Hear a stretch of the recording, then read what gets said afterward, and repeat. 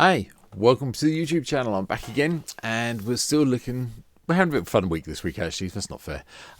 We've got 2 legends from the main set and 2 from the Jumpstart set that I'm looking at this week, and we're kicking off the week with Zimone, Paradox Sculptor, 2 green and blue for a 1/4 legendary human wizard. And at the beginning of combat on your turn, put a +1/+1 counter on up to 2 target creatures you control. Right, and then blue-green tap, double the number of each kind of counter on up to 2 target creatures and or artifacts you control. What? Right, okay, so yeah, Zimone, even though she kind of sits there and likes doing little shapes with her, has really got involved in combat. And I mean, really got involved in combat from my point of view. I think this is the first time in a long while that we've had a Simic commander that really is into combat and +1/+1 counters, and that's really where I've gone today, although we have got a little bit of a backup win as well. So here we go. Here's what today's deck looks like. So 33 creatures. We want to take care of all these +1/+1 counters Zimone is going to be kicking around. The first of which is our elusive otter, because we can sorcery this out at some stage with Grover's Bounty to put a whole load of extra +1/+1 counters on creatures, and then start doubling up with Zimone. And then we have prowess. Creatures with power less than elusive otters can't block it. So yeah, nice target to put some of the +1/+1 counters on when we get there. Jade Light Splunker, just so we can explore loads of times and hopefully get a few more lands into play. It's kind of a ramp spell, all intents and purposes, in this deck. Bristling Bill chucks around +1/+1 counters, and then we get to pay 5 mana at some stage and double the number of +1/+1 counters on each creature we control, which probably gives us the win in all intents and purposes.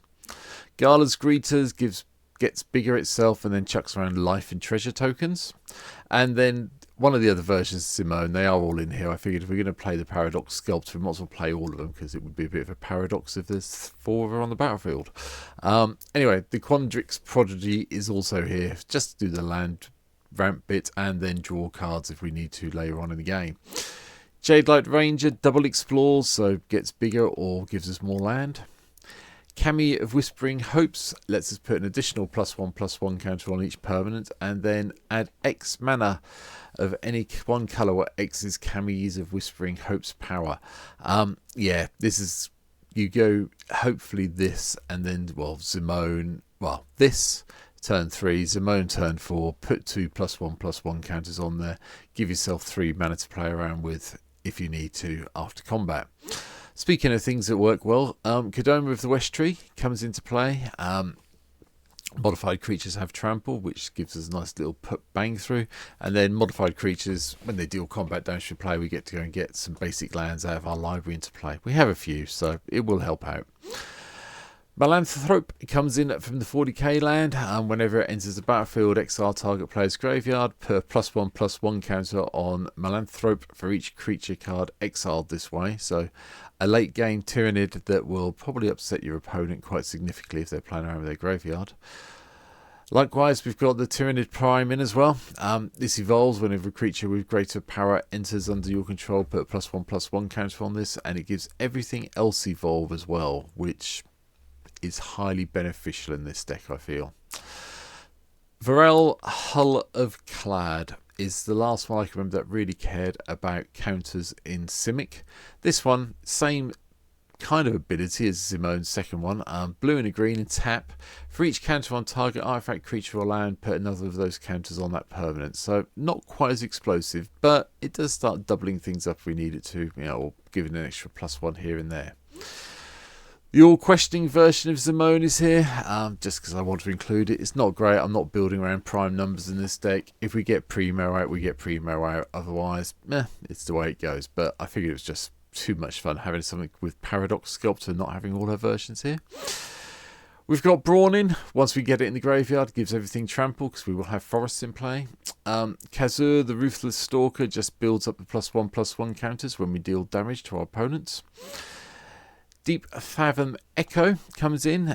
Get to explore. At the beginning of combat explores. You may have it become a copy of another creature you control until the end of turn. Just don't copy your legendary guys. Azuri, Claw of Progress. Once we get some experience, we have lots of creatures with power of 2 or less, which gives us experience counters. And then at the beginning of combat, we get to chuck around a whole load of plus X, X +1/+1 counters, whereas the number of experience counters we have. So good for me, good for you. Fathom Mage is a bit of a no-brainer. It has evolved. Whenever you put a +1/+1 counter on Fathom Mage, you draw a card. Worst comes to worst, you don't need to worry about evolving it. You just make sure that Zimone targets this one for one of your 2 creatures each turn, so you get an extra card every turn at the beginning of combat.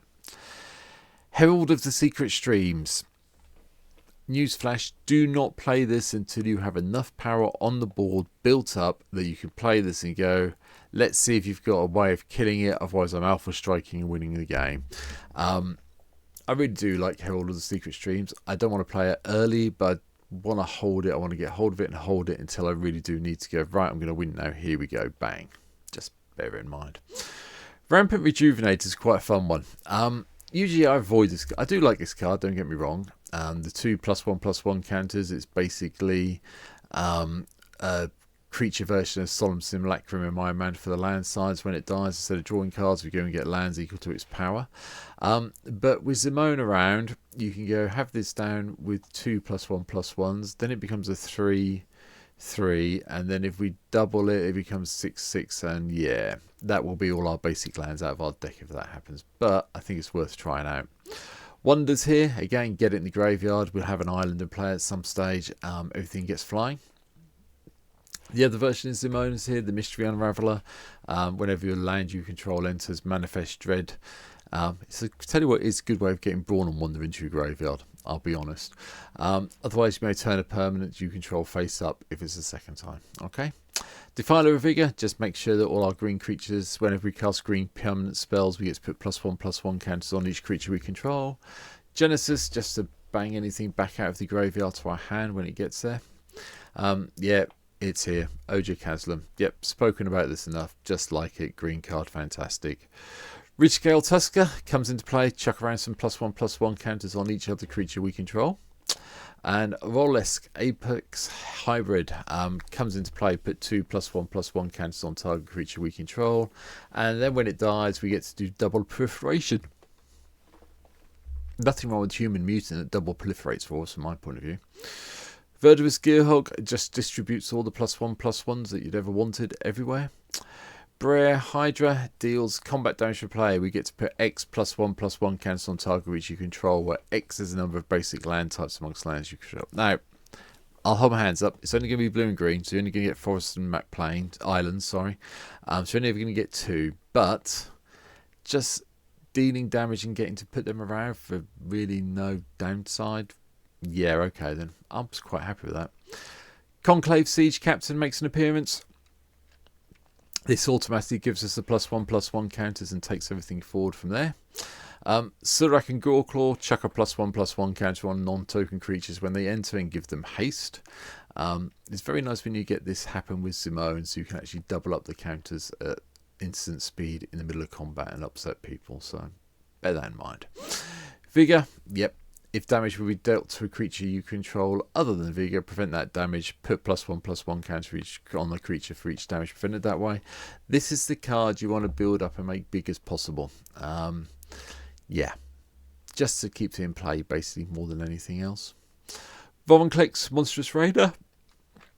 If one or more counters we put on the permanent, if you're a player, put twice that many instead on, and then opponents only have half. But yeah, Vaughn-Clicks is great. And a little bit of punch right at the end. So Pandrel, Hungered Dominus. At the beginning of each combat, double the power and toughness of each creature we control. That's fine. Spells, a little bit of control with Counterspell and Mana Drain. Then the usual Farseek, Nature's Law, Rampant Growth, 3 visits Cultivate to give us some more ramp.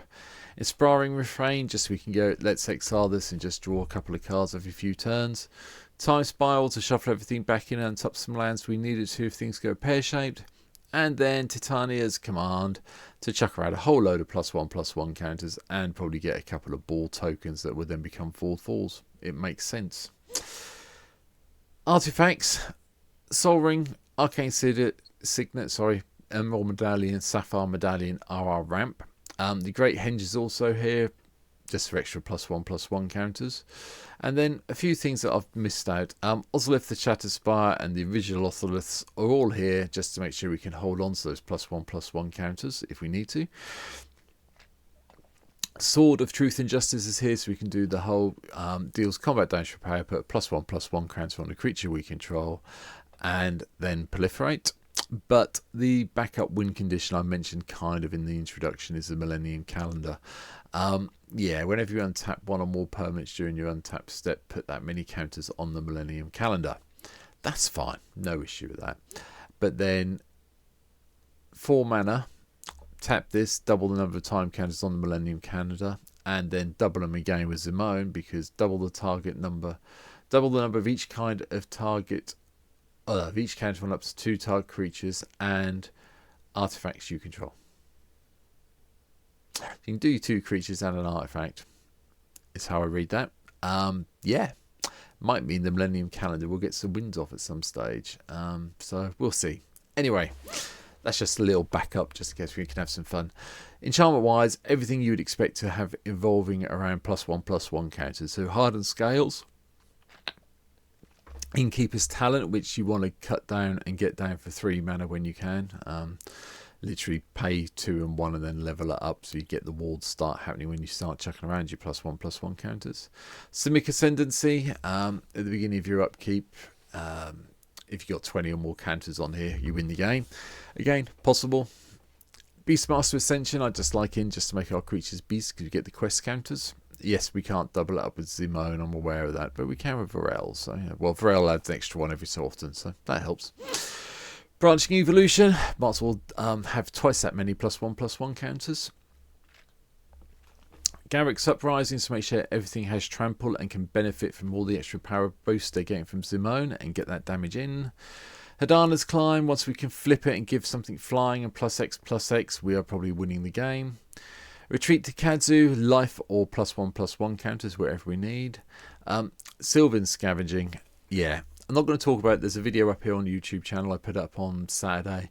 There's the first 2 drafts I did in Foundation on a stream last week. Yeah, go and watch what happens with Sylvan Scavenging when it works. Put it that way. And it's not because the card's not good. It's because drafting's not my forte apparently anymore. Who knew? Anyway, Tribute to the World Trees in for either card draw +1/+1 counters, and then Doubling Season. Yeah, it's back in Foundations. Price is coming down. If you haven't got one, go and grab one and have fun with it in every kind of Planeswalker and counter deck you could ever build that's got green in it anyway. Beyond that, lands, blue and green lands all the way through. Like I said, we have a fair amount of basics in here. 6 forests, 8 islands. Number of forests is lower because of Yavimaya. But what I will point out is Alchemist's Refuge. It's not a card you see very often nowadays in Commander decks. Well, when I play anyway, I haven't seen one for ages. But I think in this deck it gives us a way just to flash out our things if we need to, instead of risking them being destroyed, blown up, etc, etc, etc. So, works well in this deck. And that's it. That's my take on Zimone, the Paradox Sculptor, for today. I'm sure there's things I've missed out. I'm sure there's people who are going to comment. Let me know. I would really appreciate it if you could like, share, and if you're not subscribed, just and leave comments. It all helps the YouTube algorithm, so please, please, please do that. Yeah, and I'll be back tomorrow with, yeah, it's definitely one of the, I've done 2 Typal decks this week. We'll keep with the green one. You'll see it tomorrow. So for now, thanks for watching. Take care. I'll see you in tomorrow's video. Take care. Bye.